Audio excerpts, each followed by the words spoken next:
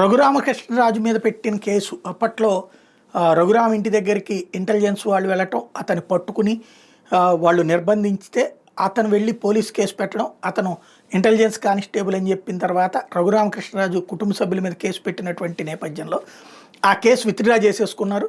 దీంతో సుప్రీంకోర్టు దాన్ని నోట్ చేయమని చెప్పింది. అదే సందర్భంలో రఘురామకృష్ణరాజు మీద గతంలో పెట్టిన కేసును కొనసాగించదలుచుకోలేదంటూ ఫారూక్ బాషా కానిస్టేబుల్ సుప్రీంకోర్టుకి చెప్పుకొచ్చారు. 22 జనవరిలో ఫారూక్ బాషా హైదరాబాద్లో తన ఇంటి సమీపంలో తిరుగుతుండగా రఘురాం గమనించడం, వైకా ప్రభుత్వం తరపు నిఘా ఉంచారనేటువంటి ఉద్దేశంతో రఘురాం ఆయన కుమారుడు భరత్ భద్రత విధుల్లో ఉన్న సిఆర్పీఎఫ్ సిబ్బంది కలిసి ఫారూక్ ఖాన్ని పట్టుకుని తెలంగాణ పోలీసులకు అప్పగించడం, అయితే రఘురామ తదితరులు తనపై దాడి చేశారంటే ఆ కానిస్టేబుల్ ఎదురు కేసు పెట్టడం, గచ్చిబౌలి పోలీసులు ఆ ఫిర్యాదు ఆధారంగా ఎఫ్ఐఆర్ నమోదు చేశారు. పోలీసులు తమ ఫిర్యాదును పట్టించుకోకుండా తమపైన కేసు పెట్టడానికి రఘురామ హైకోర్టులో సవాల్ చేస్తే దాన్ని హైకోర్టు తిరస్కరించడం సుప్రీంకోర్టును ఆశ్రయించారు. సోమవారం విచారణ జరిపినటువంటి జస్టిస్ కేకే మహేశ్వరి, జస్టిస్ విజయ్ బిష్ణోయ్లతో కూడిన ధర్మాసనం ముందు రఘురామ తరపున సీనియర్ న్యాయవాది ఆదినారాయణరావు వాదనలు వినిపించారు. నాడు సీఎం జగన్తో రఘురామ కొన్ని వివాదాల కారణంగా ఈ కేసు నమోదు చేయించారని కోర్టు దృష్టికి తెచ్చారు. రఘురామ కేసు పెట్టిన కానిస్టేబుల్ తరపు న్యాయవాది వాదనలు వినిపిస్తూ ఫారూక్ బాషా ప్రస్తుతం హైదరాబాద్ నుంచి 400 కిలోమీటర్ల దూరంలో పనిచేస్తున్నదని, ఈ కేసును కొనసాగించడానికి ఇష్టం లేదన్నారు.